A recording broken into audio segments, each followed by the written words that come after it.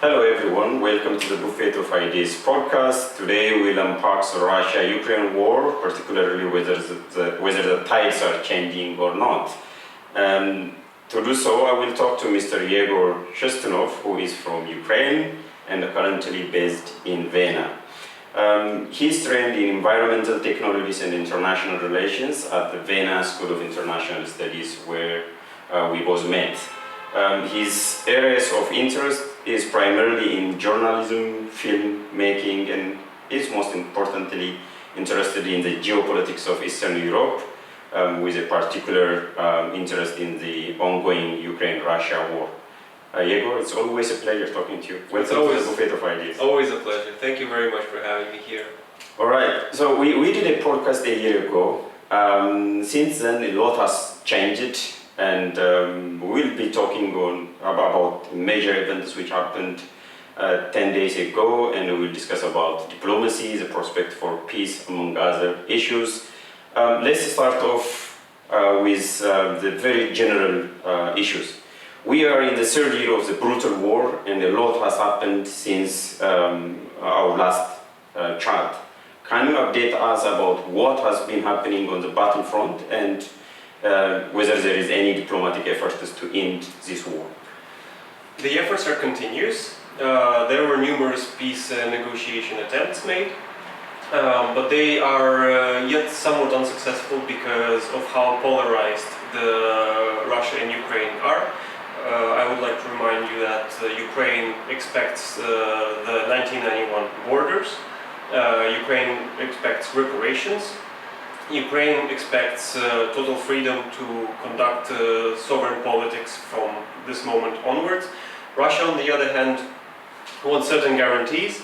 On the last peace negotiations in Switzerland, Russia wanted Ukraine to give up on the four regions of Donetsk, Lugansk, Kherson, Zaporizhia. They want all the sanctions lifted, and they want guarantees that Ukraine will remain neutral. That partially also includes cutting the military to approximately 100,000 people. Ever since then, the war has been dragging itself more and more into the stalemate, because one side has many lines of defenses, another side has many lines of defenses. It turned more into this traditional World War I trench warfare, where you have two sides colliding, but the lines are barely moving. Ukraine is slowly retreating, so we are losing 1 to 2 villages a day, so we are retreating slowly. But the borders did not change as much, and that was until Kursk. The Kursk offensive now marks a changing point, and now there is a sudden change of pace. Until this specific moment, it seemed that the situation would drag on and on without any significant changes, but now we can expect surprises. That's very interesting, and we'll delve into the incursion deep into the Russian territory and what that really means and the motivations behind later on. Let me get you back to what has been happening over the last 1 or 2 years. A lot has been talked about when it comes to international solidarity or support to Ukraine. On the one hand, people are saying that yes, the West has been supporting Ukraine, and that's why the tide has been changing. But on the other hand, there are also concerns that Ukraine has not been receiving the attention it deserved and support it needed. In your humble opinion, has there been any progress in this regard? In my humble opinion, we're given just enough to make sure that we're not losing the war per se, but at the same time, for us to start actively offending and for us to start regaining our own territory, we really need much more. So I'm very thankful for all the international support. I'm very thankful for everything that the world has done for us. And I really think that this is something that wasn't seen before. I think that this level of global cooperation and involvement in a regional conflict is unlike anything we've seen probably since the end of the World Wars. And one could say that this is the collision between the East and the West. This is the collision of Europe and Asia, and this is a much more geopolitical conflict than regional. At the same time, we were given just enough, and should, for example, APCs or HIMARS be damaged, they are usually replenished relatively quickly, but as you've probably noticed, and as you can see, the support still has been quite limited, and we are lacking planes, we are lacking artillery, we are lacking shells, we are lacking anti-missile systems, we lack tanks, we lack people, and we lack weapons. So that's great, but you said it is unprecedented when it comes to the level of unity which was shown, especially in Europe, because since we live here in Europe, there is much unity than before. So, as to the structural causes of the war, can we say that there are ideological battles at stake as well? I would say 100%. One could perceive it to be the battle of ideologies. One could say that this is the collision of one totalitarian regime with the Western democratic values of society. I would say that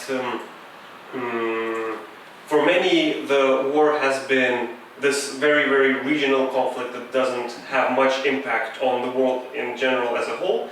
But given the Russian objectives, Russia wanted to be the military superpower, Russia wanted to be considered a military superpower, Russia wants to conduct the same foreign policy as the United States in terms of the balance of power. And I think that the attempt to regain Ukraine and to take over a rule in Kiev would have been an important strategic step for Putin to reconsolidate his particular power position. But at this particular moment, one could say that this is the war between Ukraine and Russia.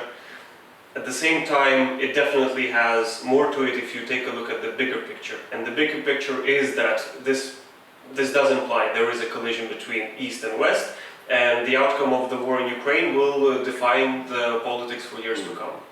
Let's stay on the bigger picture that you have mentioned. Can you, in essence, make a point that there is a division between the global south and the north? At the same time, are we back to the Cold War era in a different shape and form? I would say absolutely, given the regular nuclear threat that Russia is making, given the social pressures, given how the economy of the world has changed, given the fact that we're so globalized, yet we're also becoming so polarized. And it's not just about Ukraine and Russia. One could also take a look at the inner politics of United States. And you have the Republican Party, you have the Democrat Party, and for many it's either black or white, but there is no in between. And we have this Cold War situation where you have Russia and China, for instance, on one hand, and then you have NATO bloc and you have United States on the other. And the further we go, the more difficult it is to agree on things. So, from this point of view, Ukraine had to happen at some point, and it could have been any other state. But given the strategic location of Ukraine and given the role Ukraine plays in Europe, this is now the biggest decision making in the process of that. Yes. That's interesting again. So let's again zoom out on the battle of propaganda, or we can say the battle for narratives, controlling narratives, war narratives, if you will. Because these days in the digital world, war is not only fought on the battleground, this as much as it is a trench warfare, as you said. Much is happening on the digital Ukraine, where we have the misinformation, disinformation, malinformation. Do you see that either side, Ukraine or Russia, has managed to win the battle of hearts and minds within the digital space? How do you assess Ukraine's position in this regard? You can make the analogy that there is the rule of law nation states, and then there are the realpolitik nation states. It's difficult to play chess if your opponent is playing chess and checkers. It's difficult to win such war if you are obeying to all the ethics, to all the morals, and you have the red lines that you're not crossing. And it's much more complicated when your opponent isn't per se taking into consideration the Geneva Conventions or the United Nations Charter. And from this point of view, it's very hard to win the propaganda war when you have a nation state that first of all has enough financial resource to fight such a war long term, to spread the misinformation, and to do it on a large scale. It all started approximately 10 years ago when there were reports that in St. Petersburg there is a bot factory, and there were people hired just to write comments on certain political stances, and to write comments in YouTube, to write comments in Facebook, in Contacte, in the social networks. And now with artificial intelligence, with the modern tools that one may use and utilize to prevail, it's been getting harder and harder to discover what truth actually is. One could say we're living in a post-truth era, because at this point one may open up an internet page, one may open up a feed and question whether anything of this has any real value.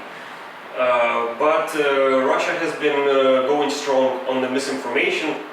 For instance, many say in the West that Russia was provoked into the Ukrainian conflict. Many say that this is the direct outcome of NATO and how NATO was spreading the borders. Or even at the bigger picture, it is a war between Russia and the West.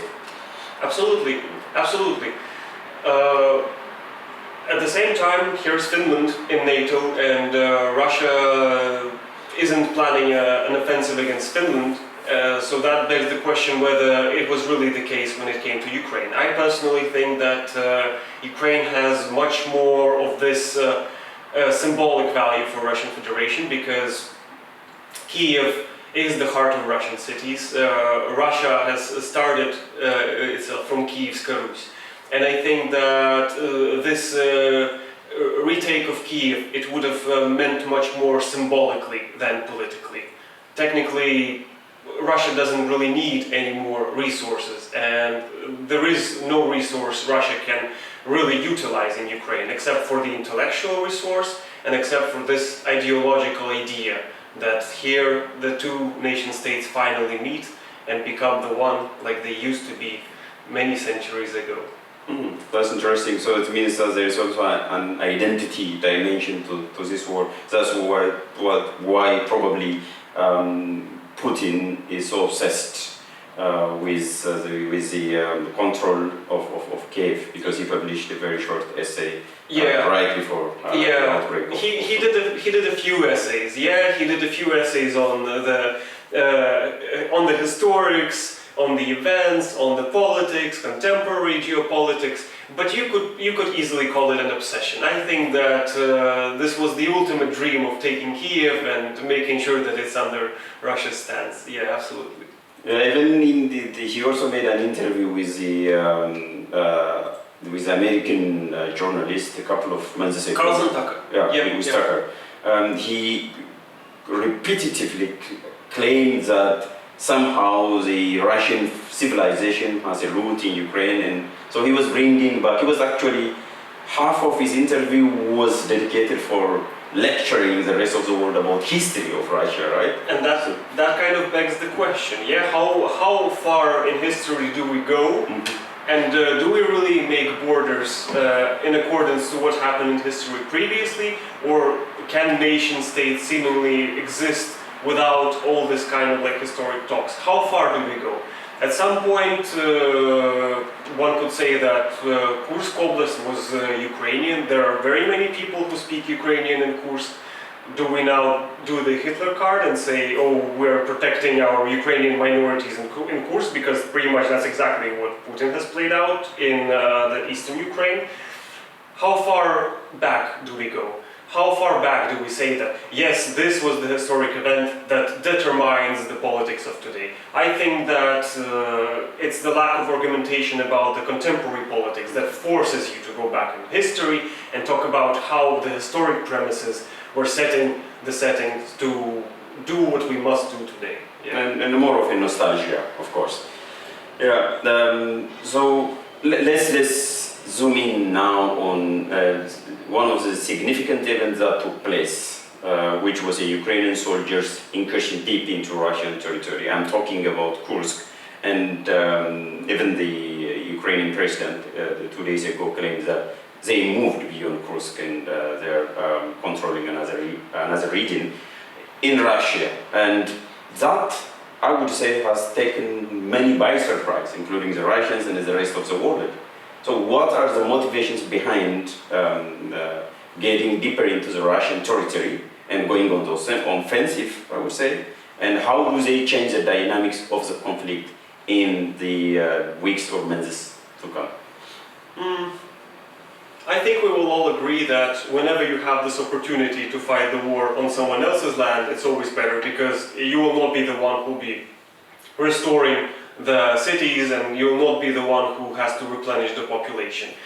We have reached a stalemate in eastern Ukraine, because you have one side with very many trenches and defenses, you have another side with many trenches and defenses, and you pretty much constantly clash, losing people, but you're not moving anywhere strategically and you're not making a difference. It's pretty much a constant grind where people are lost every day.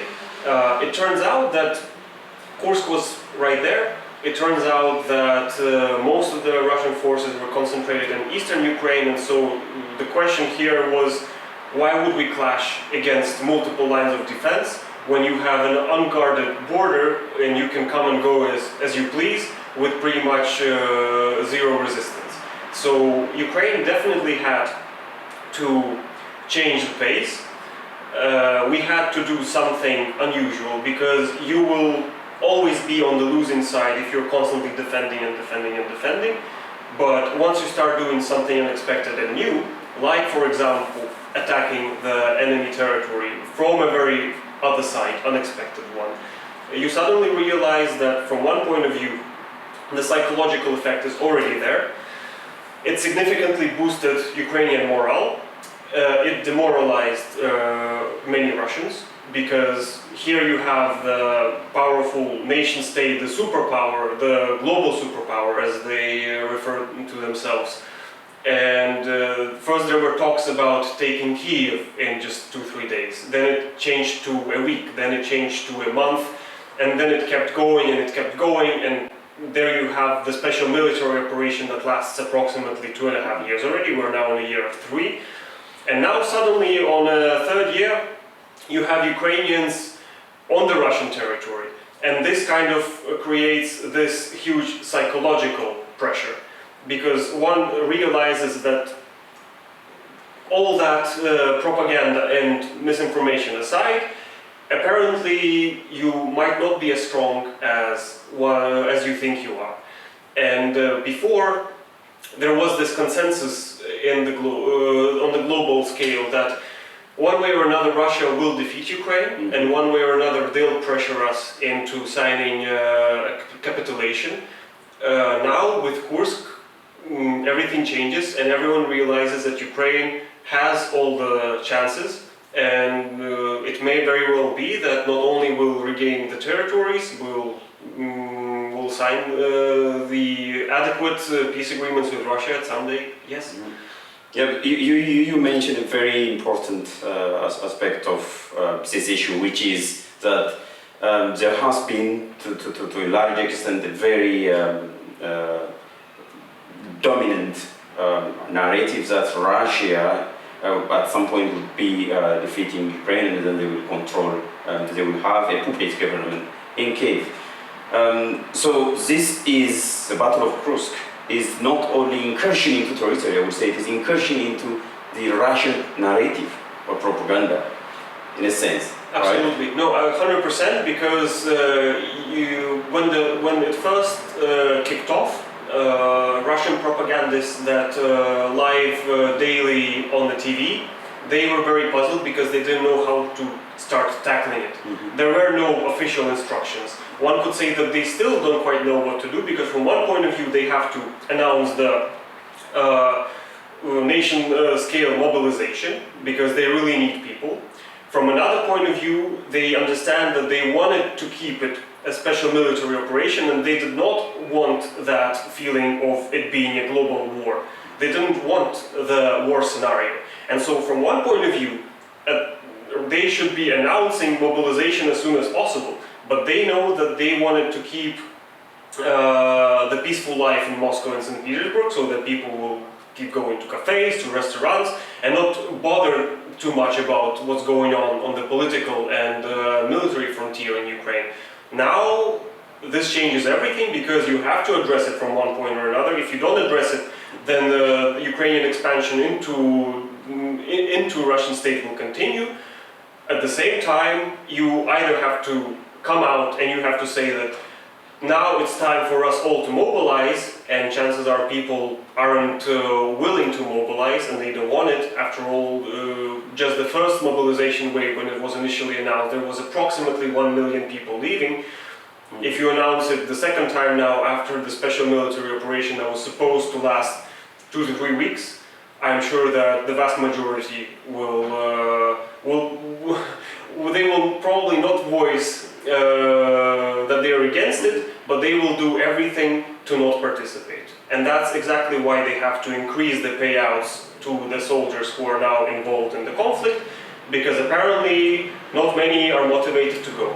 So they now have a big strategic dilemma, whether they announce the war, but then everyone kind of understands that something's fishy here, or they have to keep it silent in hopes that the problem will go away. But as of now, the problem might persist.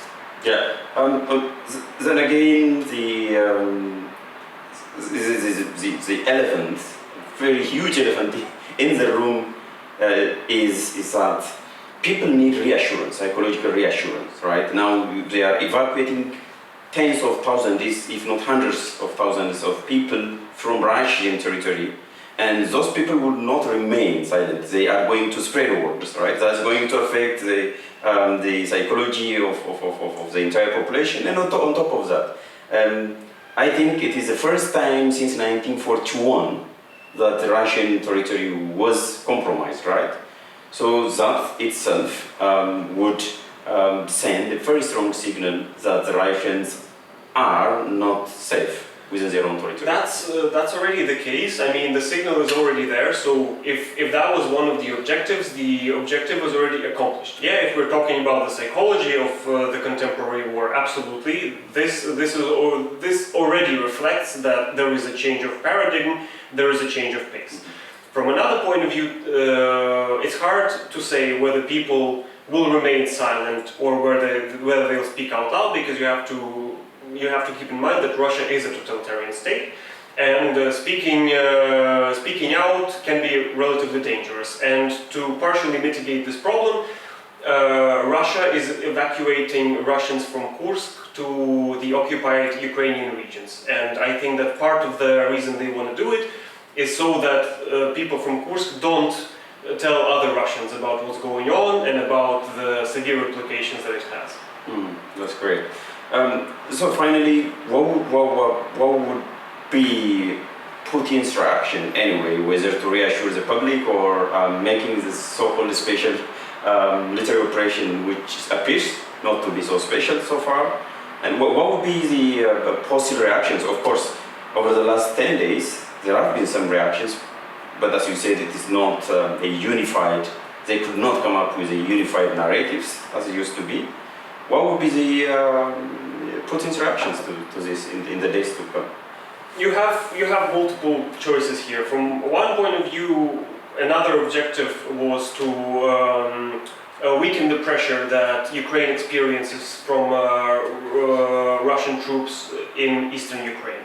And so Ukraine anticipated that Russia will start taking out military personnel from eastern Ukraine to prevent the further spread of Ukrainians into Russian oblasts. This hasn't been the case so far.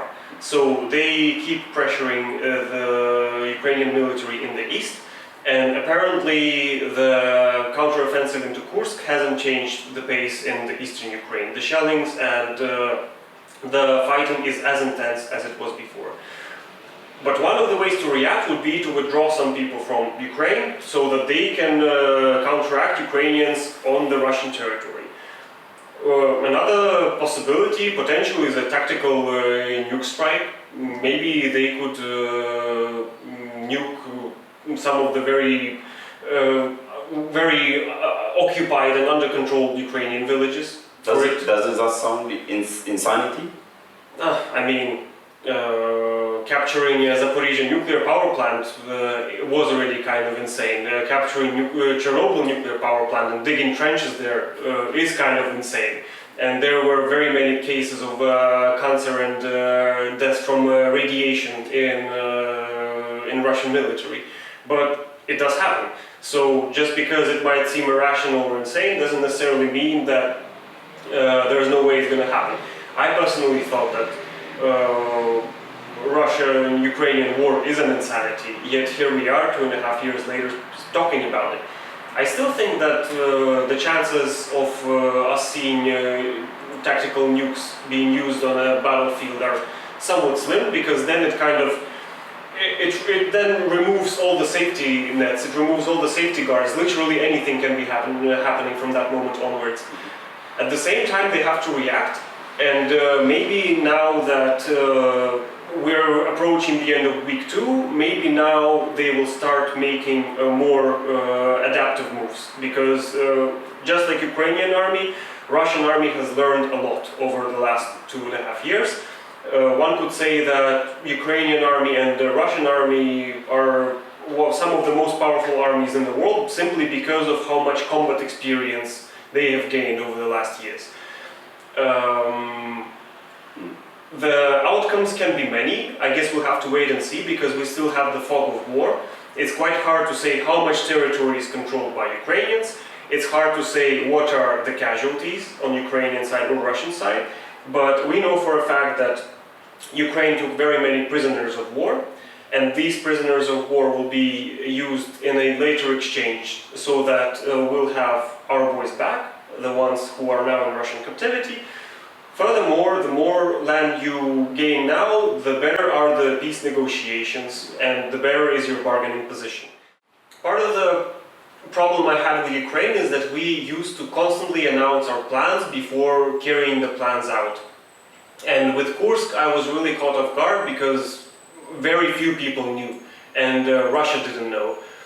And we've learned a thing at this point. Now, instead of making loud political statements and instead of earning the political points, we've learned that maybe we shall keep silent and then let the actions speak for themselves. Maybe the fact that Putin is now silent about the nuclear threats implies that they understand that the ultimatum language no longer works, and that the nuclear threats no longer work. From another point of view, perhaps they are slowly preparing a nuclear strike, and that's why they're keeping silent about it. So we'll have to wait and see. But red lines turned out to be quite flexible at the end of the day, because if they were serious and conscious about them, we would have already had some tactical nukes used. Absolutely. I have a slightly different take on that. When it comes to the non-use of nuclear weapon, I think to some extent that the nuclear taboo on the non-use of nuclear weapons, be it tactical or for whatever other reasons, is somehow restraining Putin from pushing the button. What do you mean? I'm saying that we have the deeply entrenched norm of the non-use of nuclear weapons for so long. It worked during the Cold War, it is still working, it has been working after the end of the Cold War, and the very purpose of having a nuclear weapon, it is said to be deterrence, right? So it is deterring or restraining Putin. So I see some rationality there so far. I think that you might be right from a certain point of view. What it makes me think about is that I don't think there was a nation state that condemned Ukrainian attack on the Russian territory. I don't think there was a state that openly announced that they condemn Ukrainian actions and that this is against the international law and that this should be stopped and dealt with as soon as possible. That probably implies that Russia doesn't have that many allies as we used to think. That probably means that, at some point there was the ODKB organization, that was the regional security bloc led by Russia, part of which was, for example, Armenia. And when there was the war in Nagorno-Karabakh between Armenia and Azerbaijan, ODKB did not do a thing. How they were supposed to react, like the UN Security Council, but they didn't. And now they didn't even bother calling the meeting because they know that neither Belarus, nor Kazakhstan, nor Armenia will come in and assist. And I don't really see any kind of condemnation from the either European or North American or Asian countries, which makes me think that there is no state in the world that would potentially appreciate Putin using nukes. So I think that he knows that once this option is exhausted, once they decide that they will be using tactical nukes, literally everyone's going to be against it. Because nobody wants to see nuclear weapons used in the battlefields of today. So I think that they are all alone here and they just have to do the best they can, non-nuclearly. But again, that's restraining. So absolutely, that's absolutely, yes. So it could be both. So let me pick up on that point. Now we have seen the Battle of Kursk, which have taken many by surprise. It's a surprise of offensive. Seems to have changed so many things, including the narratives and the capability of Russia in defending its territory, the use of nuclear weapons, and the leverage at the negotiation table, and etc. What is Russia's end game in this war? Have any of the parties to this conflict modified their demands along the way, especially following the changing tides or dynamics of the war?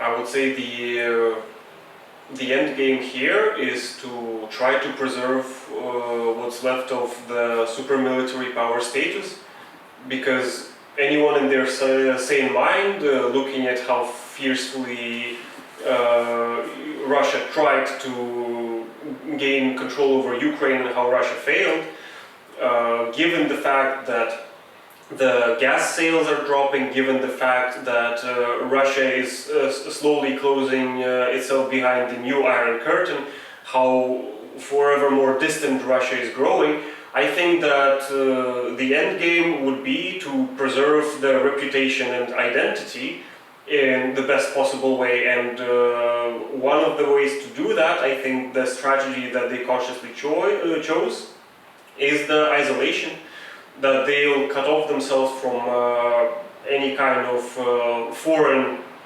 intervention, and that would probably result in a world very similar to Orwell's 1984, where people will live in isolation, knowing very little about the world outside.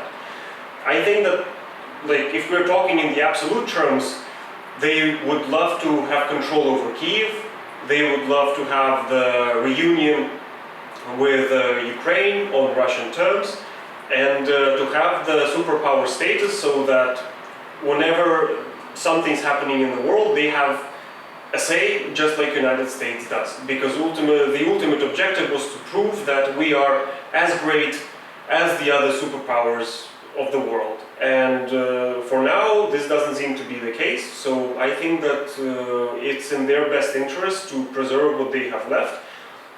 And whether that meets their expectations, that's another thing. Mm-hmm. Because they have many expectations that the world should consult, that the world should listen to Russia, that the world should respect Russian interests. But I think that so far they achieved the exact opposite of what they wanted. And I think that diplomatically and politically they're turning away in failure. That would be. I mean, I'm not implying that Russia is now weak. The fact that Ukraine is fighting so fiercely and yet there is still no end in sight, that means that there is still capacity. And Russia, given the resources, given the population, Russia is quite capable. But that perhaps, all what happened recently implies that they aren't as capable as we used to think they are. And the end game would be to keep the reputation and to start rebuilding what they've lost. On that note, you said that Russia has been isolated more than ever before, and particularly they achieved quite the opposite of what they wanted. Or what they wished for example, about the NATO expansion, right? That's what you said. Even Sweden joined NATO, that's for a fact. But on the other hand, do you think that sanctions have been effective? I would think that it's unfair to say that Russia is as isolated as never before. Russia was more isolated. One could say that the USSR Iron Curtain and the oppressions that happened in USSR, contemporary Russia isn't even close. Russia is moving into that direction. So if history is a spiral or history often repeats itself, it's as if we're now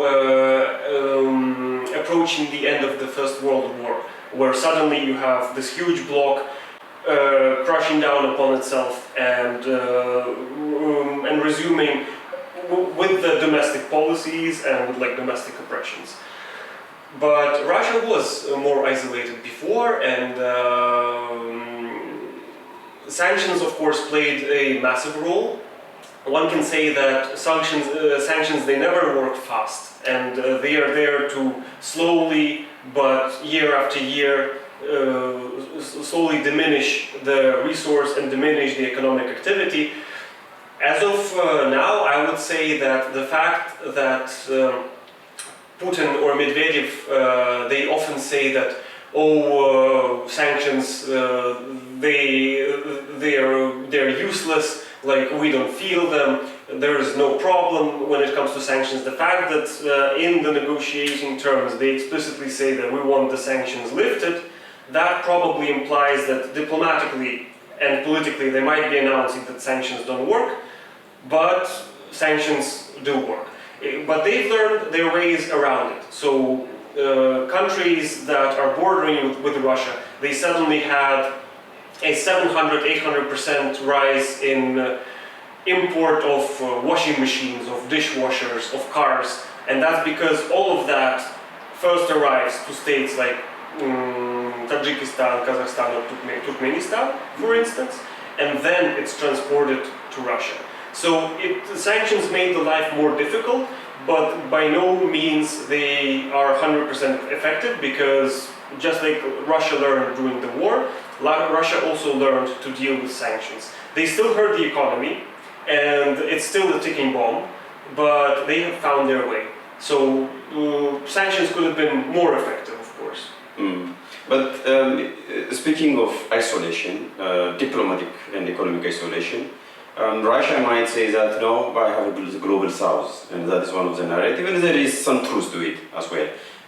So it seems that, it appears to me that Ukraine has not done enough diplomatically, or has not been able to get strong solidarity from the global south, particularly Africa.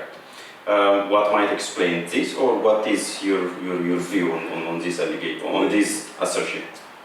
I mean, we don't have such a capacity to bribe periphery states or failed states or totalitarian states. I mean, what does Ukraine have to offer? Yeah, from one point of view, this is the ideological battle. Yeah, between, for example, the global democratic world and the global realpolitik world. From this point of view, it's not surprising that Taiwan is supporting Ukraine. It's not surprising that South Korea is supporting Ukraine, that Japan is supporting Ukraine. From another point of view, Russia has lots of interest in Africa. Russia has lots of interests when it comes to dealing with China. I wouldn't say that China is an ally of Russia. After all, Chinese banks, they chronically refuse to economically deal with the Russian Federation, and this is also a fact. So it's not like there are states that jump in and say that yes, we're taking the Russian side and we'll fight among them and we'll be fighting the global war against the West. I would say that certain nation states are very opportunistic. If they understand that there are raw materials or there is resources or there is scientific research that Russia might exchange, for example, Iran. Iran supplied lots of drones and supplied lots of shells to Russian Federation, like North Korea did. I would think that these nation states, they expect something in return. And Ukraine, given the much smaller capacity, we can't go around and pay millions and millions of dollars to certain states so that they politically support us. Russia, on the other hand, can do that. We have the allies in the global south as well. For example, South Korea, for example, Taiwan, for example, Japan. But I would also say that to many African states and to many Asian states, the war in Ukraine is very, very distant. If we're talking about the European states, they pretty much have the war right on their border, and so of course it impacts them directly. But when it comes to states which are far away, perhaps they just perceive it as a regional conflict, as a conflict between Russians and Russians. And there is this weird kind of Russia that for some reason wants these odd things, and then there is the parent Russia that wants to retake this weird Russia back. So I would say that the general lack of understanding from one point of view, then the fact that the conflict is very distant, then the fact that Ukraine, at least diplomatically, represents the global democratic values.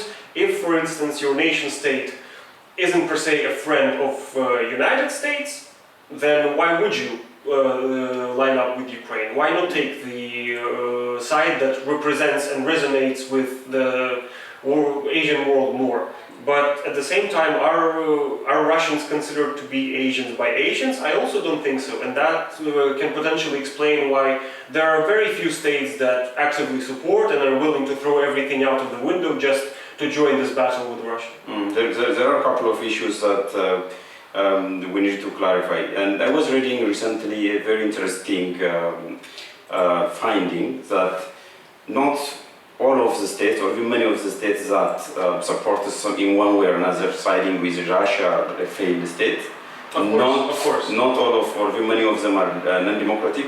I was looking at the voting pattern of the African states. Mm-hmm. Even there are so many democratic, very democratic states in Africa who are still not voting in favor of Ukraine, or who abstained, or even who voted against. So that is one of the issues. I think it's not always about whether that the countries are non-democratic or failed states, be it in Asia or in Russia, or in Asia, or generally in the global south. There is the issue of ideology and identity, as you said. So if it is the issue of ideology, those who support the ideology of Russia and those Russia's allies would naturally throw themselves under Russia. Or one of the points you yourself mentioned is that some countries are carefully hedging their bet, right, in the best interest of the nation, and the so-called national interest, right? Absolutely. So what's your take on that? Even India, let's take India.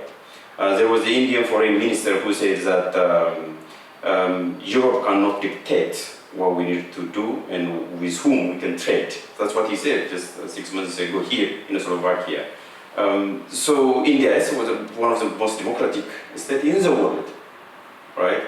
So if you can give us a bit more explanation on this issue. From one point of view, you have the economic interests. Yeah, if Russia can no longer sell oil or gas to Europe, Russia has to find an alternative market. If Russia has to find an alternative market, chances are Russia will be selling the resources cheaper than they used to sell resources to Europe.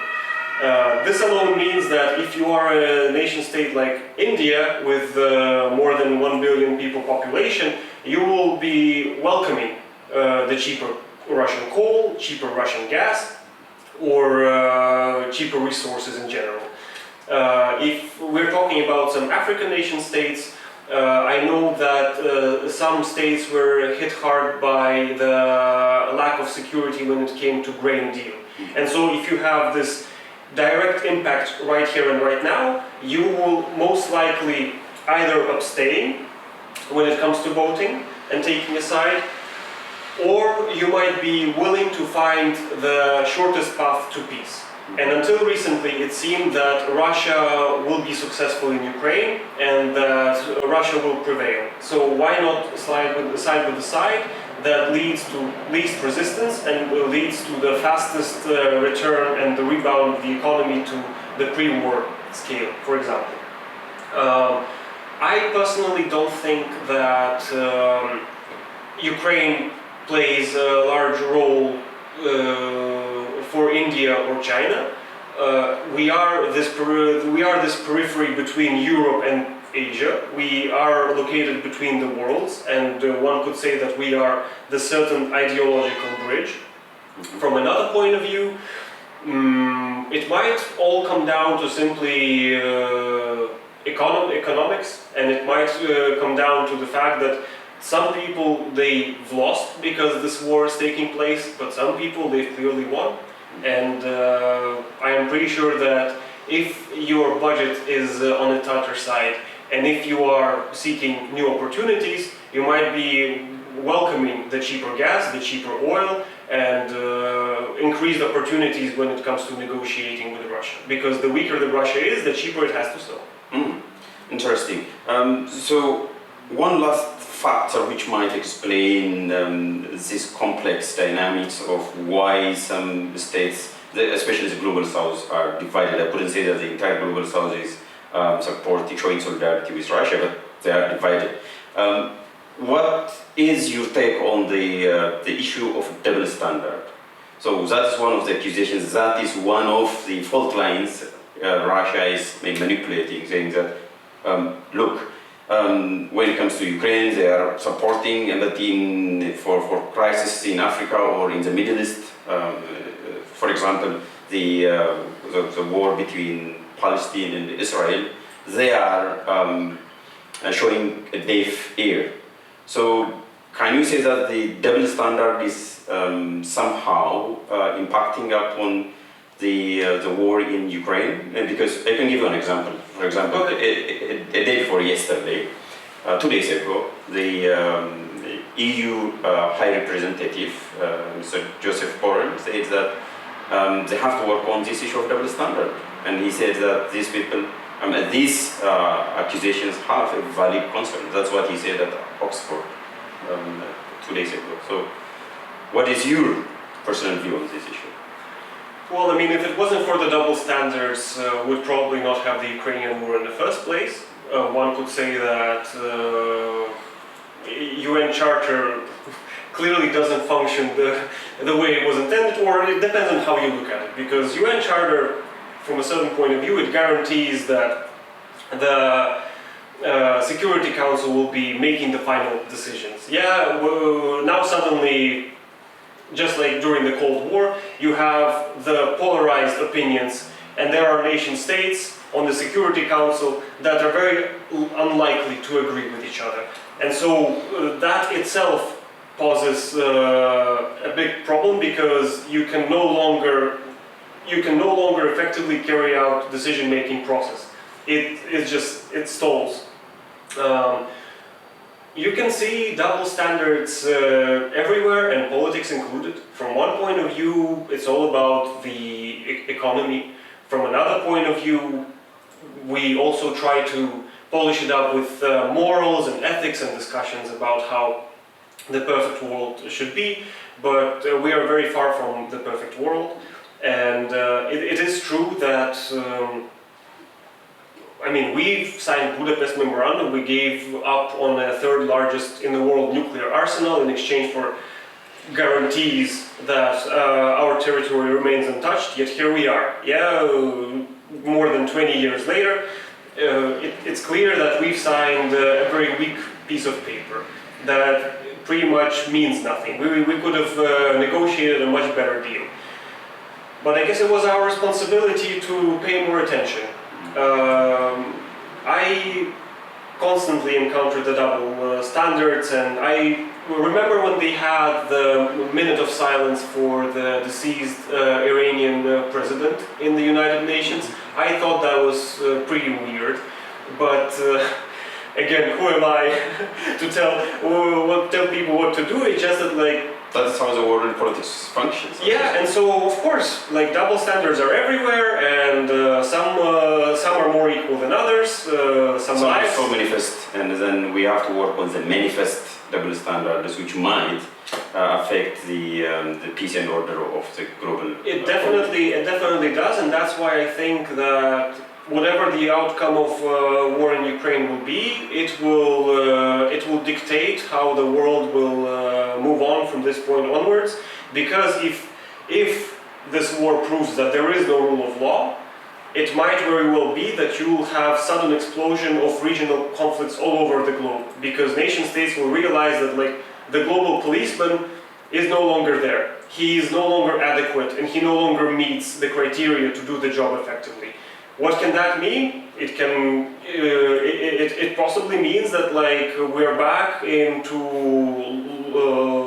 lack of law, and it's pure realpolitik with nobody even bothering about the UN charters or whatever UN condemns or announces. So I think that this is a very slippery slope. So let's talk about one of the global police. Naming it is the United States, of course. And the United States has been one of the staunch supporter of Ukraine in many ways. So what do you do? Because there is an upcoming US election which is less than 90 days. Actually, it's almost just 2 months that's left until the election. In what ways that might impact upon the war effort in Ukraine? Good question. I would say that the time will tell. At this particular moment, it's very difficult to say. I mean, it looks like at this particular moment, Kamala Harris is winning. We'll have to wait and see. It looks like Trump is losing, but again, we'll have to wait and see. I think that when it comes to war in Ukraine, I would say that Democratic Party of the United States was very keen on not crossing any kind of red lines. So, for example, there were agreements that Ukraine is allowed to only fight the war on its sovereign territory, and Ukraine is not allowed to hit any kind of targets on the Russian territory. And it has been my understanding that Biden's administration was primarily responsible for that. I think Biden's administration was responsible for providing us with just enough to ensure that we are not crossing any kind of Russian red lines, so that the outcome of the war will solely be on the Ukrainian territory. It can very well be that Kamala Harris will continue down this path, and that there will be just enough support for us not to lose, but the chances of us winning or suddenly changing everything will be rather slim. It has been my understanding that there was proposed by Trump's official peace plan for Ukraine and Russia that the fighting ceases immediately and the peace negotiations start immediately. But should, for example, Russia not obey the peace negotiation agreement process, then Ukraine will be flooded with the American weapons. Should Ukraine, on the other hand, not obey to the peacemaking process, then the support will be halted completely. And that might be a very powerful way to put it. We'll have to wait and see. My theory, or hypothesis rather, is that Trump might be a better choice for Ukraine should Democrats still be slow and should they worry about Russians' red lines too much, and should the support continue the way it continues now. But Trump might be better for Ukraine in the short term, but in the long run I would say that Trump is a real threat to the democratic world and to the American democracy first and foremost. I think that the events are unfolding so rapidly simply because there is this idea that we could stop the war before the American elections, and maybe that's one of the intentions, to make sure that the elections start off by the time when Russia and Ukraine are done fighting. That, however, might also be unlikely, so I think we'll have to wait and see. But I think that Kamala Harris might continue what Biden has been doing, and Trump might be a surprise to us all, but I don't buy this idea that Trump is a friend of Putin and that the moment Trump steps into office, Ukraine will lose the war and business will be as usual. Yeah, the details remains to be seen, as you say. For sure.